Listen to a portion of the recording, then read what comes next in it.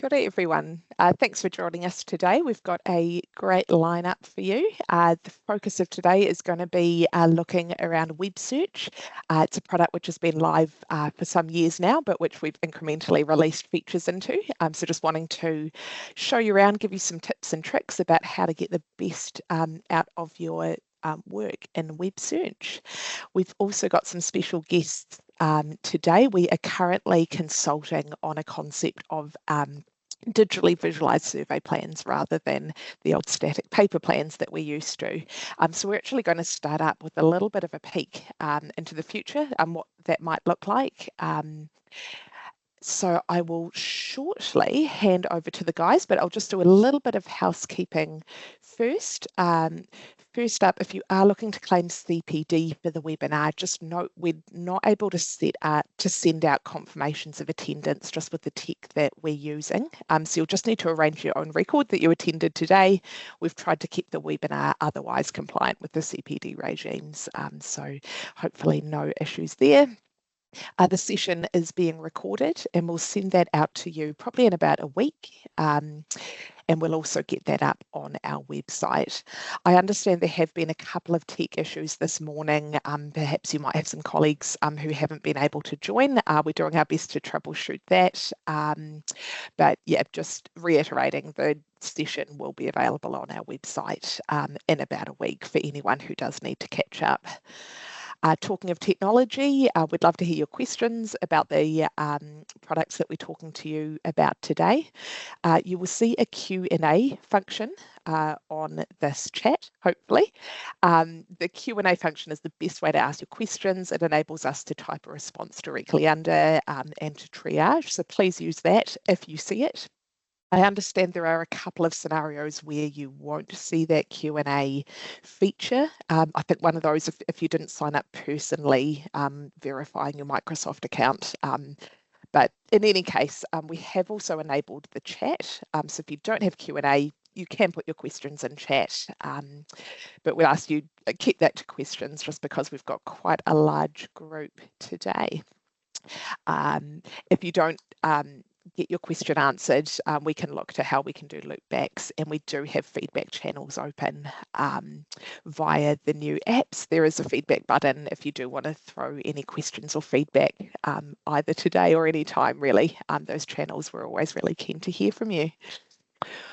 All right, I think that is the housekeeping. So I'll introduce our first speakers who are going to just give you a little peek at the digital visualization concept. So we've got Nick Stillwell, who is our consulting surveyor on the Modernising Landonline program. So he's been working away on this. We've also got Cassie Davidson, who is a practicing property lawyer. She sits on the Land Titles Committee, which is under the property law section, who we do quite a lot of work with in our Modernising Landonline program. So Cassie's kindly agreed to share her experiences with the tool. We've been talking to this group about it for a while, and Cassie was able to do some early piloting. So I will hand over to Nick and Cassie. Thank you. Thanks, Andrea, and good afternoon, everyone. I am going to briefly introduce the concept of digitally visualized survey and title plans before I hand over to Cassie to talk about it, and then I'll do more of a demonstration, but I'll do just enough so you have a feel for what we're actually talking about here. So the first thing is that we are, I guess, consulting on a concept, which is quite a significant change to how survey plans work, survey and title plans. So you'll know throughout time we've had the imperial plans and then the kind of black and white plans and then the more modern Landonline plans. And what we're consulting on at the moment is a proposal to move from a static image-based version of these surveys to a digitally interactive version. So this is an example of it here. It's a system I can zoom in and out. I can select things. I can print from this view and so on and so forth. So I'll hand over to Cassie now, and then I will come back and show you more of the features afterwards. I just wanted to show enough so you kind of knew what we were talking about. So Cassie, over to you. Thanks for the introduction, Andrea, and thanks for giving that brief explanation, Nick. Hi, everyone. I have been asked to touch on my experience. I was privileged to be part of the pilot testing for it.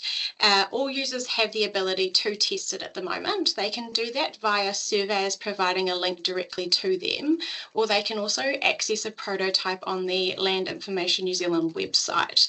A lot of people aren't aware of that prototype, so if you can see it on the screen now. There is a digitally visualized survey plans tab on the website, and if you scroll down that page, there is some further information and some prototypes that you can try.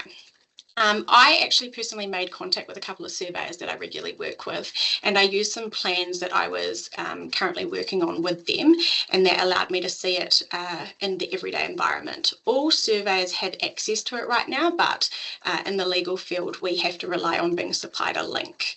When you do get that link, it is a snapshot of the time that that link is provided, which is sort of where it leads into, I guess, my feedback on my experience to date. I found it really user-friendly, and it increased my efficiency in certain respects, and particularly with reviewing the plan and also interacting with the data within the plan. And it was also quite cool to be able to turn on certain layers and areas. You can turn them on and off, and it removed the need for me to get out the old manual highlighter and explain and give legal advice to clients in a bit more of a practical way.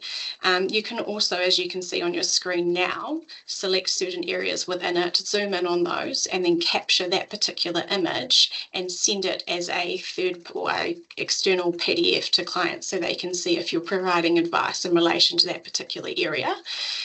With those bigger plans, that's where the user-friendly aspect comes in. So I guess for me here today, having a chat to you all, the key question is, why is it important for you to test out? Because to date, surveys have given a lot of feedback to Landonline, or LINZ, about it, but we have had very little feedback from solicitors. And I think that's because there's a little bit of a gap there with us understanding how it practically affects us. It goes beyond what the surveyors are inputting into the system, and it actually will affect our processes moving forward and how we operate within our jobs.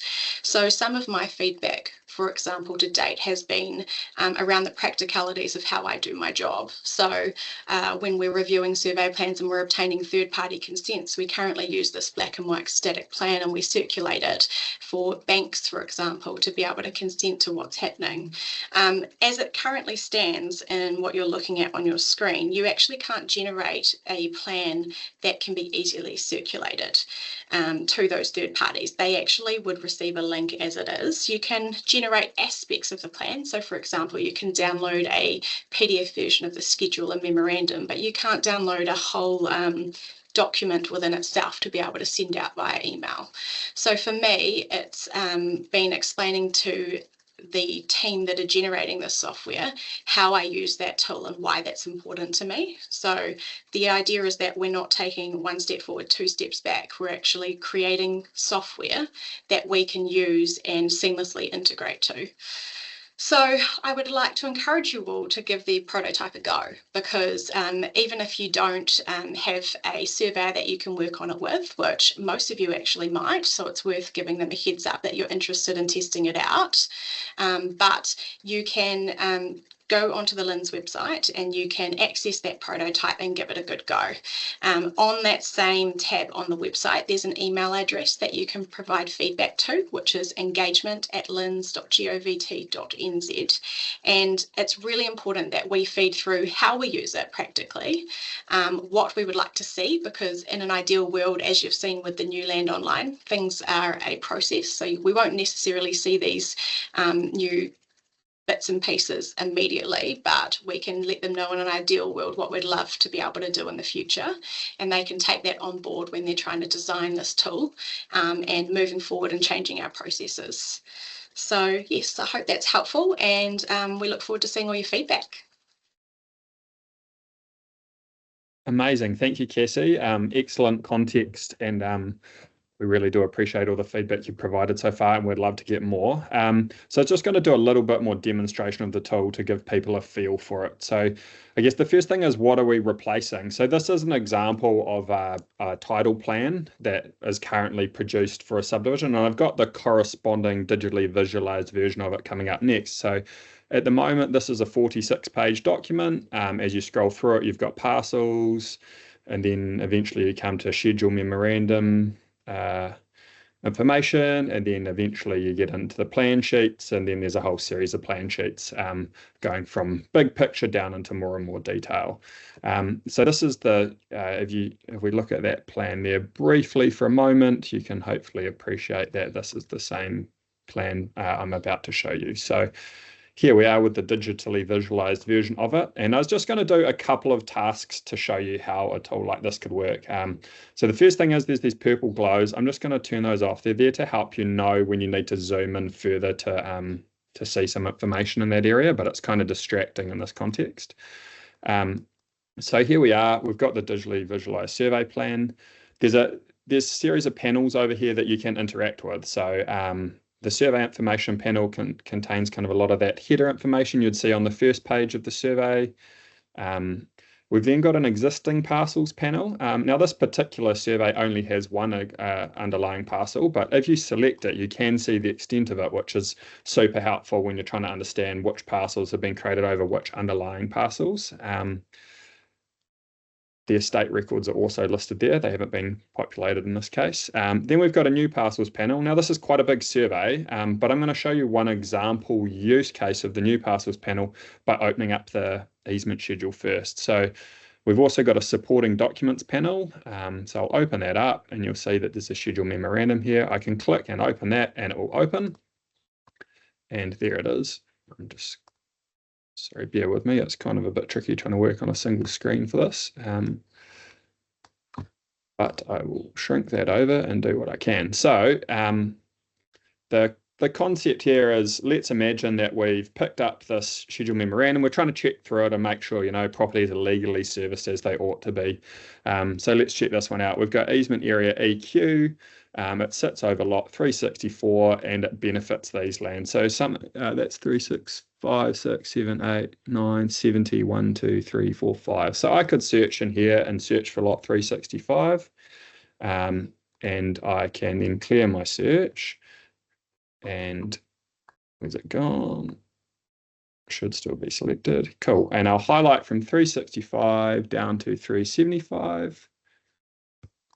And then clear that, and now I can see in the map those parcels have all highlighted. So there's my area EQ. Yes, it's over lot 364, and it looks like it makes sense, right? You can see it's giving the right to convey water to this string of properties. So that's just a little, I guess, simple example of trying to use the plan to hone in on some information that you need.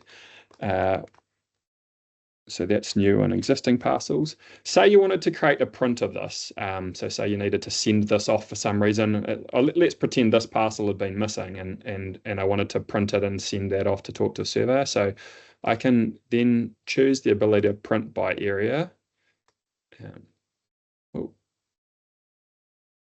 And go export to PDF, A4 landscape.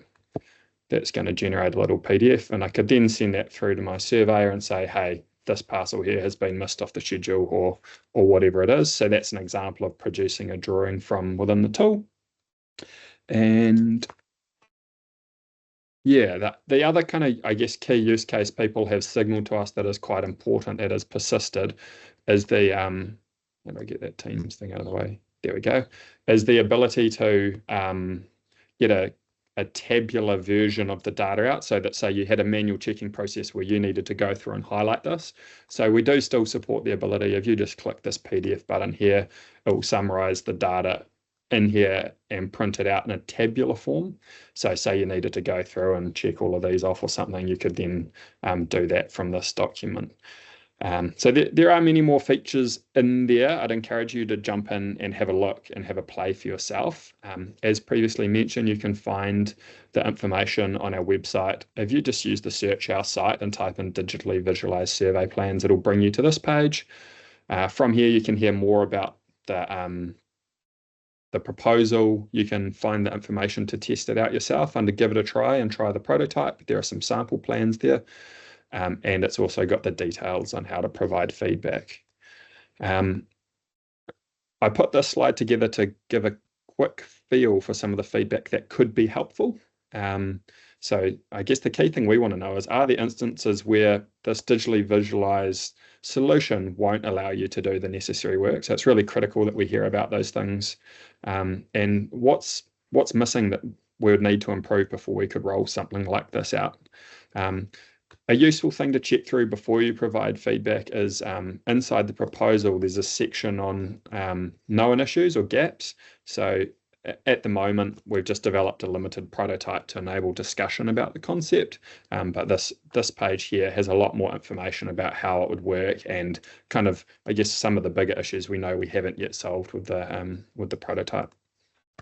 So we're also keen for detailed input. If you're doing something and something weird happens and you don't understand why, I would love for you to provide that information through to us.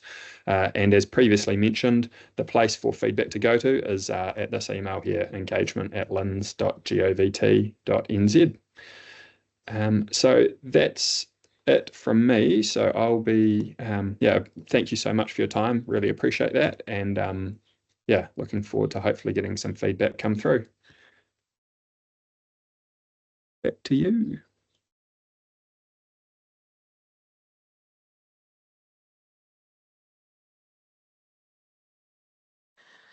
Brilliant. Thank you for that.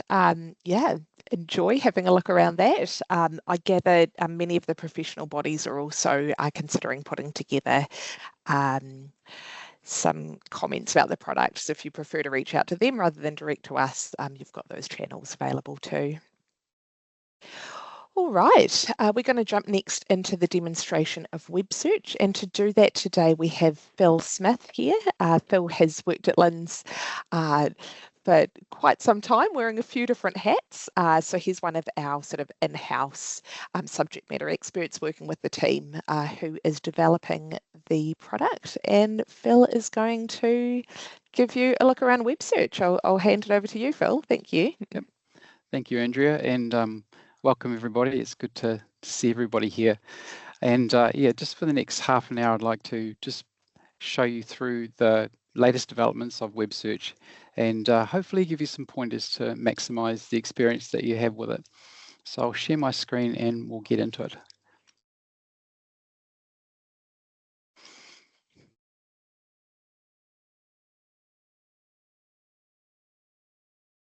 Cool. So I just wanted to start right back at the Landonline webpage for those that may be still unfamiliar with how to access web search. Through the the Lins homepage, we have the Landonline login and alerts button, and from there you have access to the various apps that are being built, the new ones on this side and in the legacy one if you still have those. So web search is at the top. If we click on the web search button, then we get to the login details where you enter your username and password, and if you're logging in for the first time in the day, you'll be asked to authenticate your login details through your preferred method. Just getting straight into it. When web search is opened, this is the screen that is presented, and I just wanted to go through some of the structure of it first before we get into some examples. Right in the top left-hand corner is what we call our app switcher. And depending on the profiles that you have, different apps will be available here. These apps can be used, can be opened in separate tabs. The beauty of that is also the tab can be moved into a new window, so you can actually have 2 or 3 open at the same time. Very handy depending on what you're doing in Landonline at the time.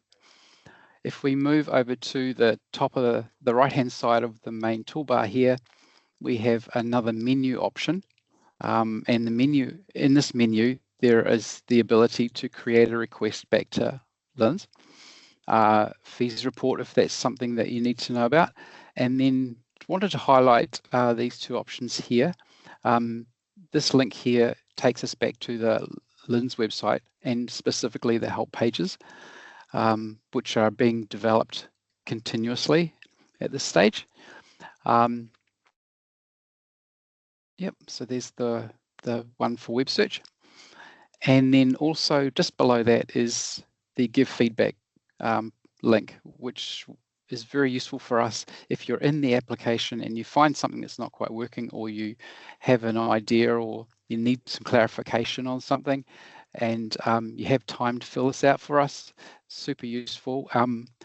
Click submit, and that comes to us, to our teams directly, and we monitor this and we go through this every week and prioritize changes and fix issues. So that link there is very, very helpful for us. So the web search screen is divided into three main areas. On the left-hand side is where we do set our search modes, and I'm going to cover some of these today, but not all of them. I'll leave them for you to discover as you go through your work processes. And then the summary of anything that we search is detailed here in this panel. The middle part is the map, which we want to spend a bit of time on, so help you maximize the ability to use it efficiently within your own work environment. And now on the right-hand side, we have the product list where we can store pieces of information and then copy and order them and download them. But I'll get straight into it. Feel free to post questions in Q&A as we go. I can't see those, but Seb and Lila and Hannah will be looking after that for me. So I want to just highlight a couple, or 3 or 4 different search modes that you can use here. If we touch on address and start typing in an address, the system will have an attempt to locate for us the address. Once a result comes up, the result that's highlighted can be activated by hitting the enter key or by using the mouse and clicking on it, either. So the address search will bring up, will create 2 actions. One that brings up the related title for the land on the left-hand side, and it also activates the map and locates the parcel that address is on in the center of the map. So what I want to do now is just highlight what we're seeing in the left-hand side here. So this is what we call our summary view. And for example, with this title, the first options that we have in the top of the summary view are the different products that can be downloaded, ordered, what we call our order options. For example, our titled with diagram, without diagrams, historic, title, and guaranteed search. And these icons here are the various order options. So we can get the order, the product emailed to us. We can view it on another tab, or we can download it onto our computer. So wherever these icons appear, those are the options that are available, and when they're blue means they're active. Okay, underneath that we have the type of title, some familiar information, and then we have a link back to the previous record of title. Now the beauty of the summary view is that a lot of information is hyperlinked. So rather than having to search for it again and find the details, it's easy to access hyperlinked data just by clicking on it and opening it in the summary view. If we want to go back to what we were looking at before, we can use this breadcrumb trail at the top here. Currently, we're looking at this historic title, but we can go back to the title we were looking at before just by using the breadcrumb trail. Further down through the summary view are a number of accordions depending on the type of record that we're looking at. This one has, for the title, has current instruments, and again, these are linked and also can be downloaded, viewed, or emailed. We also have an accordion here with historic instruments. So again, they can be viewed and downloaded or opened. And then we have the reference survey, or the survey that's applicable to this title. I'm going to come back and detail a few more options available through the summary view as we go. But I wanted to highlight the ability to do a road name search in using the address field. So if we type in a road name as part of an address search, or just starting with the road name, the system will actually return a particular road. And this is a temporary means of doing a road name search until we actually build road name searching as a mode of its own. But you'll notice what's happened with the map now is that the center line has been highlighted for that road, and also our street address layer has been turned on for us, just as to provide context. Just wanted to highlight that. If I move on to searching title by title reference, again, start typing the title reference, and it's not case sensitive. 1, 2, 3, and if I select that, the summary view is updated as well as the map. So this is a title that we're looking at currently for the land where Te Papa sits in Wellington. And what I wanted to highlight with this is when there are pending dealings against a title, an accordion will appear showing that pending dealing. So that's a fairly new introduction to the app that we have implemented. And if we click on the dealing number through the summary view, we get to see a summary of that dealing and also what associated instruments have been prepared for that pending dealing. Notice here that the order options are not available, which is as per the standard. But at least you can see what's in the system awaiting checking. We just go back to there. Okay, so looking at another search function, I want to come down to searching parcels by appellation and legal descriptions. So this is something that has been built just recently, and wanted to highlight how this is usable.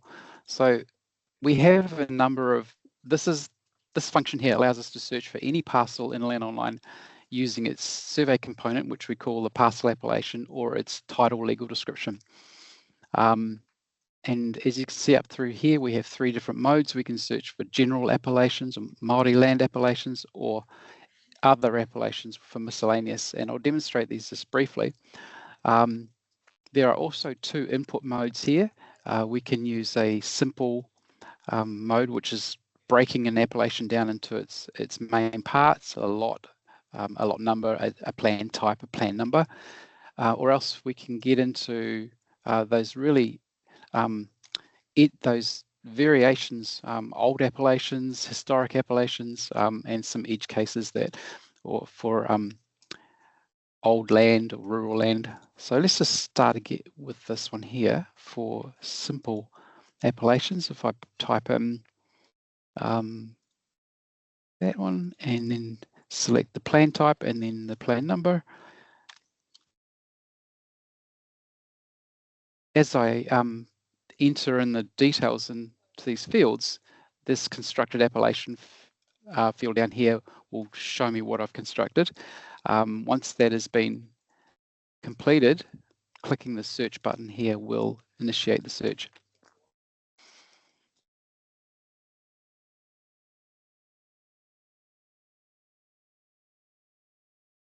So this is what happens with a one-to-one search. And now I have, in the summary view, I have the details for the parcel, and the map view shows me the parcel in the center of the screen. But where this comes into its own is if you know only partial information. For example, if I remove lot 1 from here, say I know the plan number, and I'm not sure exactly what what lot number it is from the plan, we can use this screen here to put in the plan only and then click search, and it will give me a list of the parcels that were created on that survey plan. And this is the multiple search results from that plan number. So I have the parcels listed here, 1 to 5. They've got their status, and I can tell the land district. Then we have 3 icons here that indicate whether the parcel has a legal description, whether it just has a survey appellation as well, and how many related titles there are with that parcel. And next to that is an icon that you will see from time to time, and this is the locate spatial icon, spatial item icon. It's like a bullseye. Wherever you see this, this allows us to activate that and locate that particular item in the spatial window. And you see, as I click down through these parcels, the map is redrawing and highlighting and locating those parcels there. So that is another useful way of being able to search for land that you might know partially the details for. If we move to a complex search, I'll just clear these out. Clear that out. Say, for example, you're looking for an old piece of land, and I've got an example here. It's a section in a certain block in Lowry Peak Survey District. This is where we're able to use this complex search by just putting in the information that we do know, section, block, XV, and then plan type is survey district, and then Lowry Peaks.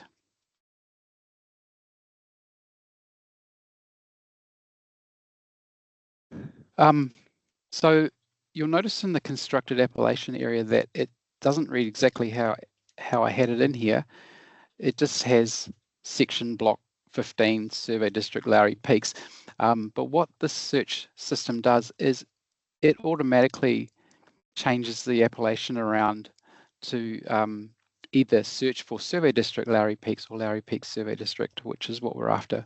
So in the old legacy system, you had to tell it to swap those two entities around. In this one, we don't have to do that. So if I select and search for that, the search returns all those sections or part sections that are in that block. So just something to be aware of. If we move to, I won't worry about demonstrating Māori. If you have Māori appellations, the hint I would give you is to put less data is better. Like if you know the name of the block or the partition number, that'd be easier to do just using those information and getting the multiple search results and then filtering from there.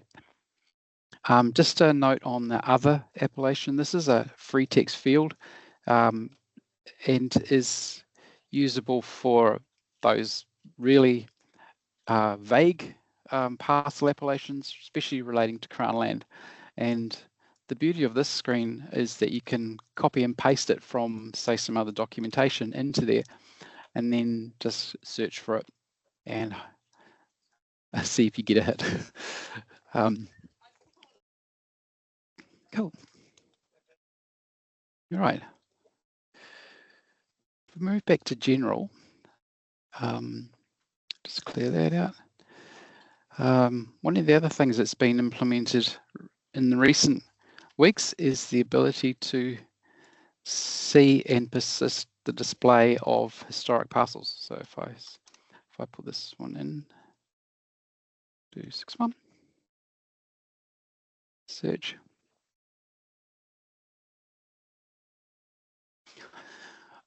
So wherever you see an historic parcel, or if you're searching for an appellation, or if you see it in the summary view as an historic parcel, we now display those historic parcels in the spatial view and leave it there. Those familiar with the legacy system currently, what happens is the historic parcel flashes before your eyes 3 times, then disappears. So it's very difficult to actually determine the former land. With web search, any parcel appellation that is an historic parcel can be searched and located in the screen here. So that is very handy for working out where the underlying land is. And finally, just the other mode I wanted to demonstrate was searching by survey number. Putting in a plan number, especially for a Landonline plan number, will give all the land districts where that plan number exists. And we just click on the one that we want. And one of the functions with web search is if you're searching through different modes, and that result has a spatial element, then and if the layer is not turned on, it will turn on those layers and bring them into the spatial view. For example, I now am displaying the survey plans because I did a search on that survey number. And I'm going to demonstrate how it's easy to customize that display back to just parcels or whatever it is that you're needing at the time. Okay, so moving on. In the spatial view can be maximized by minimizing the survey view out of the way and just using the whole map. And what I wanted to do now is demonstrate taking information from the map and bringing it into the product list. So if I'm interested in this piece of land here, which we were dealing with before, if I click on the land, the parcel anywhere, it turns this pink color, and an information panel appears with a summary of the data of that parcel. This is one of the advantages of web search. Anything that is in the map can be selected, whether it's a survey plan, a parcel, a road centerline, and an address. And an information panel will appear with extra data and sometimes extra functionality on there. So if I'm interested in this parcel here, and I know this is the one I want, down the bottom of this screen, I have the ability now to view full summary, which is that big panel on the left, either the related title or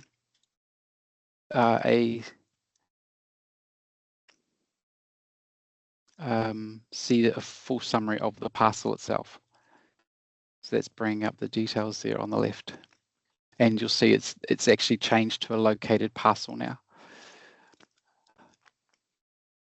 Okay. But the other functionality attached to this info panel is the ability to add to the product list. So I can add the related title to the product list here, and I can also add the selected parcel to the product list. The beauty of the product list is if you're doing like a research or gathering information around a job, the product list is an ideal place to stack information up and keep it. And we can actually save a list and retain it for future reference.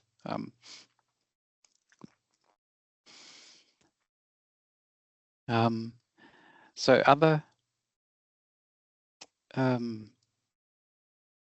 items that we can add to the product list, like survey. If I click on the survey reference here, I can view full summary of this survey, DP82018, or I can locate it in the spatial view if it's off screen, not in the center of the screen, or I can add it to the product list here as well. So now I have the survey, I have the parcel, and I have the title. There is another icon that is specific for mainly for surveyors, and that's the ability to extract the survey data out of the survey into a file. So that's cool. So that's adding to the product list. You may see some of these numbers here in green. These are this is a clustering function for these survey plans, because in order just to keep the view a little bit clearer, if we click on that cluster, the actual survey plans that are referenced against in that area will display. And then if we know which one we want, we can add those individually to the product list, or just click on it to view an information panel that's related to that particular survey. So a lot of interoperability in between all the data. Excuse me.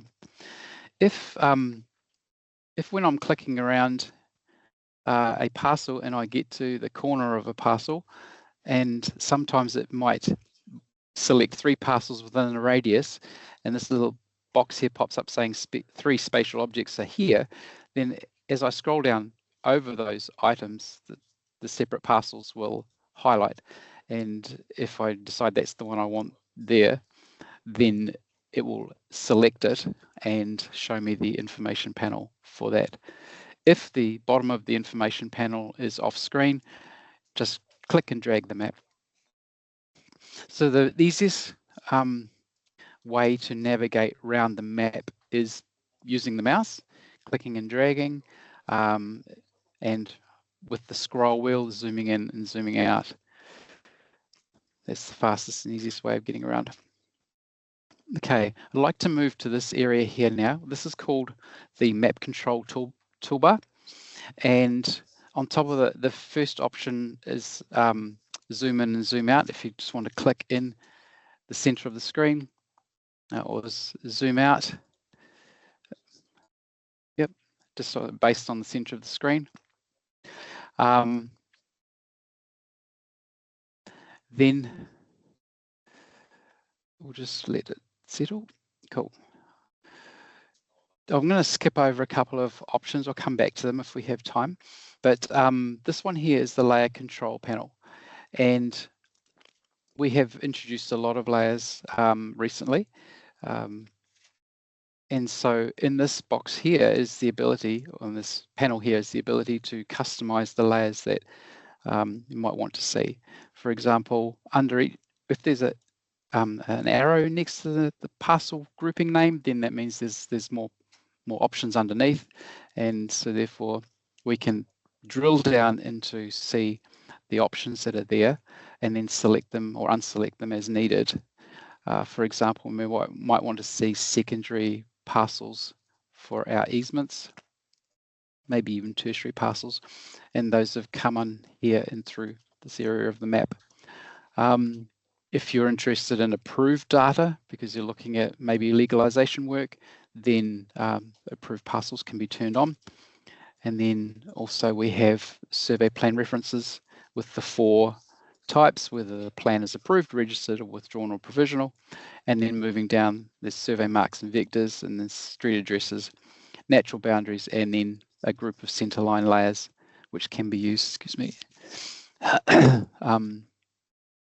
So clicking in the box deactivates the layers, and we'll just clean this up. Yep.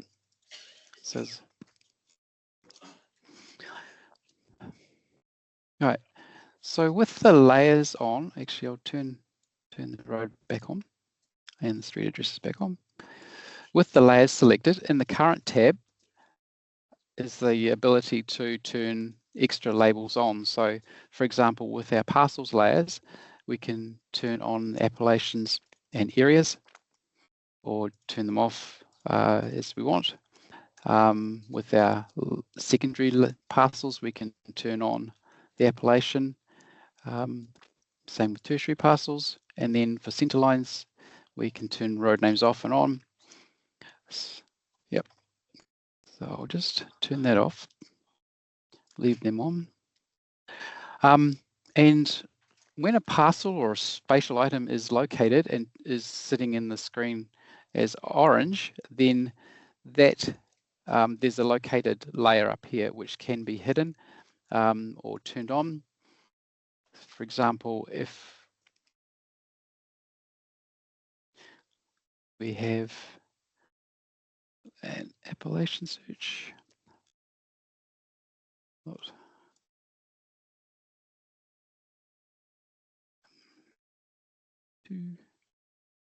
maybe.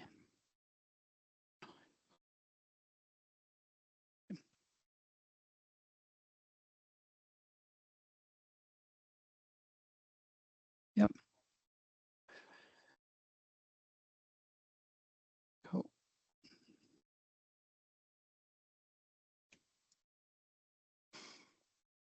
So with the parcel highlighted like that, sometimes you might want to turn on the area for the parcel, or turn the appellation and area off for the located parcel, or actually hide the actual located parcel.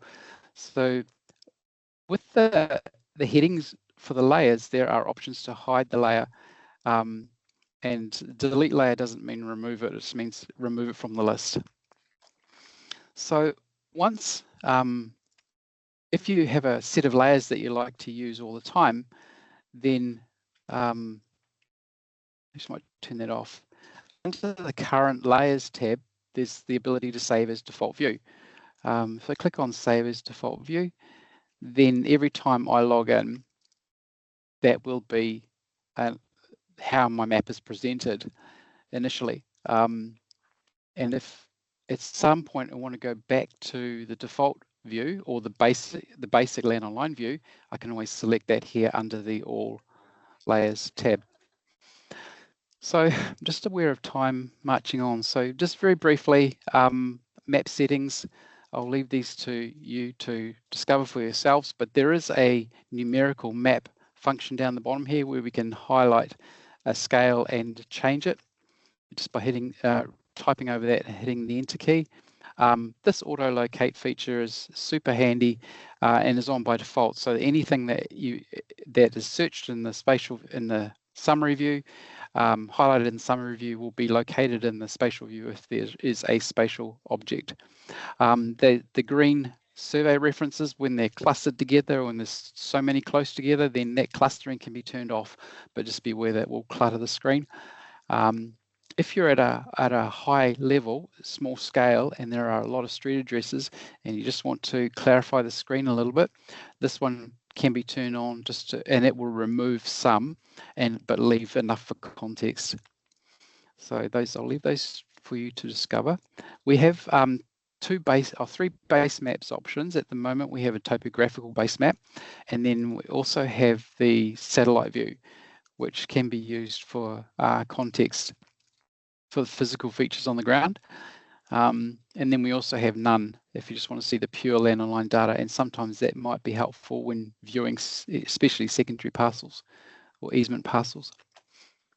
Okay, just quickly, with the product list on the right hand side, as I mentioned, a very handy area for gathering and keeping information that we've searched for. Under each of the order options, we have the different products that can be ordered. Again, they can be downloaded or viewed on screen.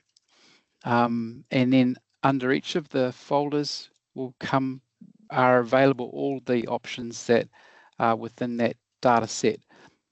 And the beauty of the way the product list is set up is we see these three dots means that there is another pop-up item with a few options. For example, with the reference survey, I can use this to locate the item on the spatial view.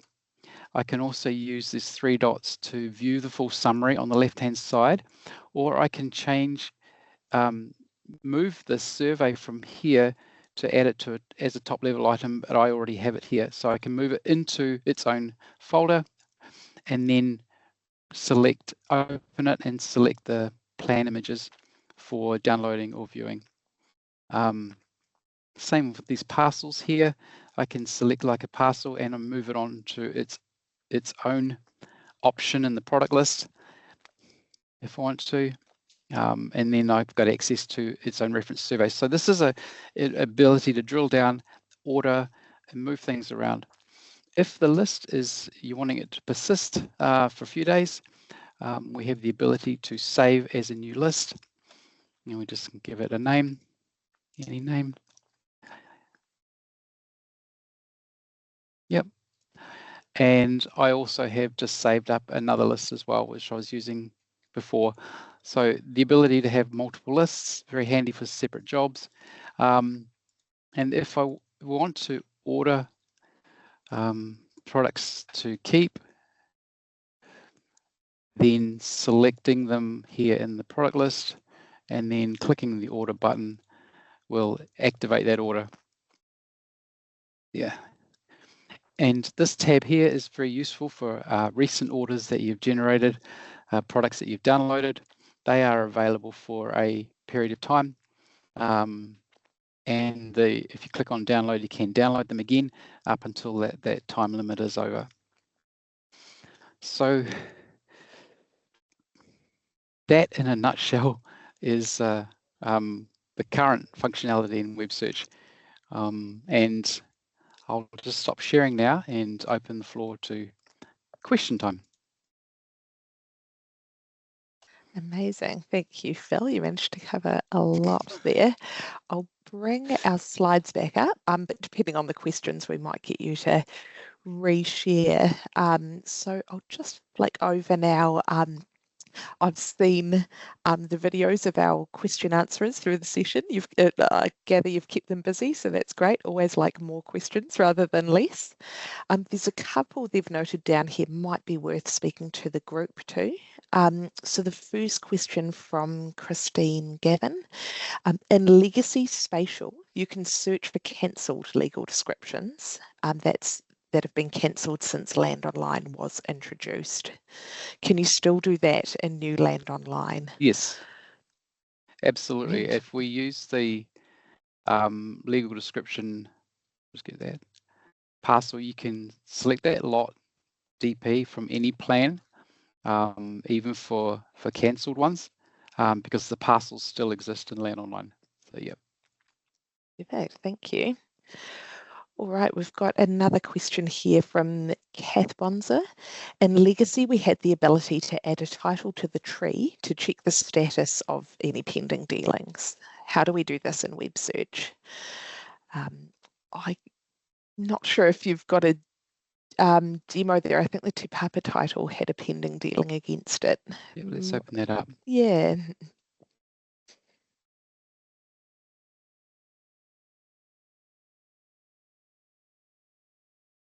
So there is a dealing status there. Hi, Phil. Sorry. Can you please share your screen? Oh, gosh, yes. Thank you. Sorry. Yep. Definitely. So here we go. So yes, we do have an example in on screen now, and the dealing status is a field that is populated here. Does that answer the question? I believe so. So that's just showing, and the statuses will be the same ones that you'll be used to from Legacy, pending QC, etc. Maria Smith has asked how you get that pending dealing in relation to a head title. So I wonder if we can jump back a step, look at a summary and product list. Definitely. Good question. So when I search for a title that has a pending dealing using the title reference search, or if we scroll down in the summary view, down towards the bottom of the page, there'll be these headings in green, which we call accordions. And if the pending dealing exists, there'll be a pending dealing accordion, which actually is the first one in the list. So if there isn't one there, then there hasn't been lodged yet.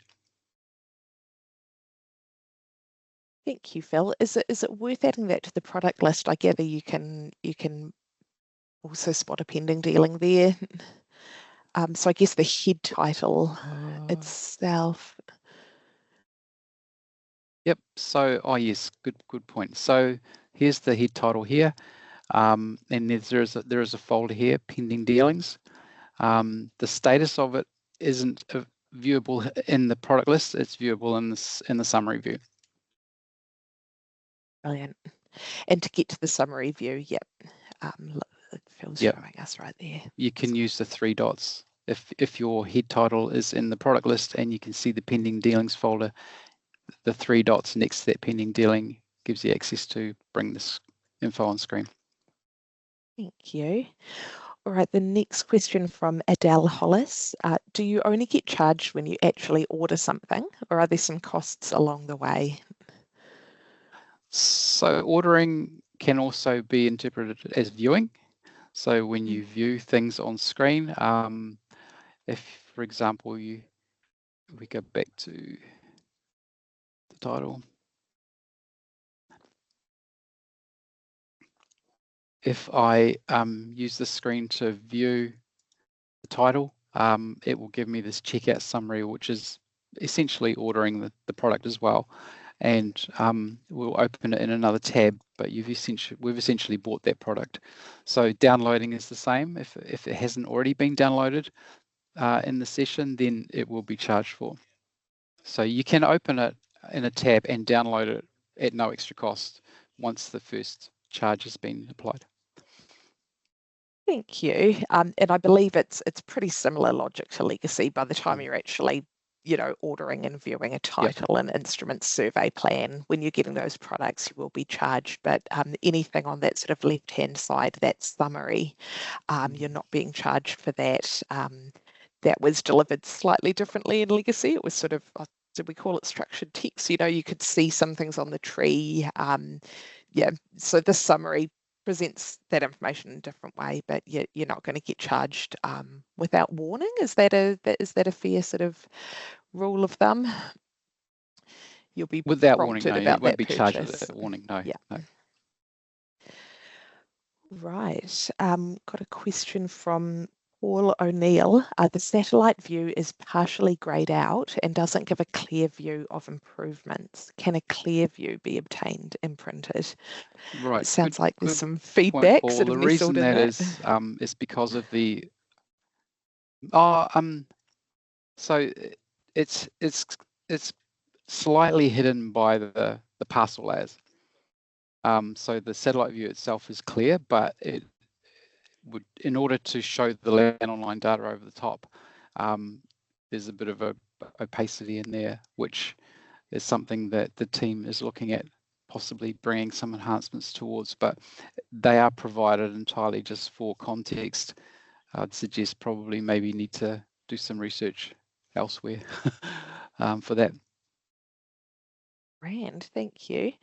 We do have a couple more minutes if there are any other questions. I gather there still are some flowing into the chat. I gather my team hasn't alerted me to any others for the group yet. There was one on a dealings feature, so I can talk to that just while we do a final call on questions. There was a question about the A&I being recently updated and whether that is permanent.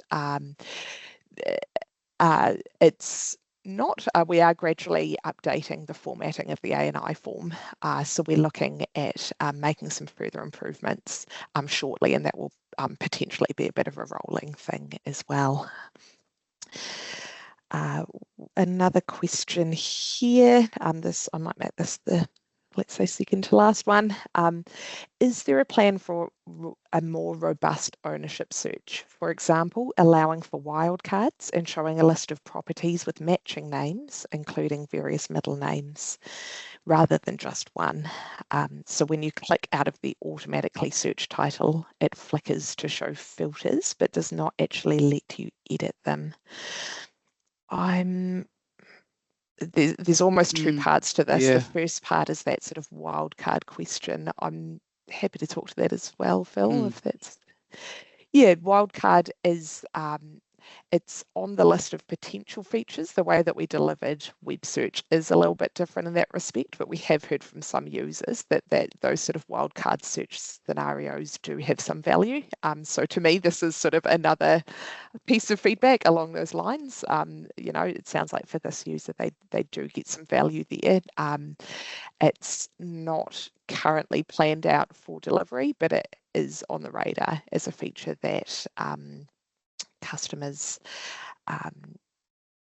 get some value from.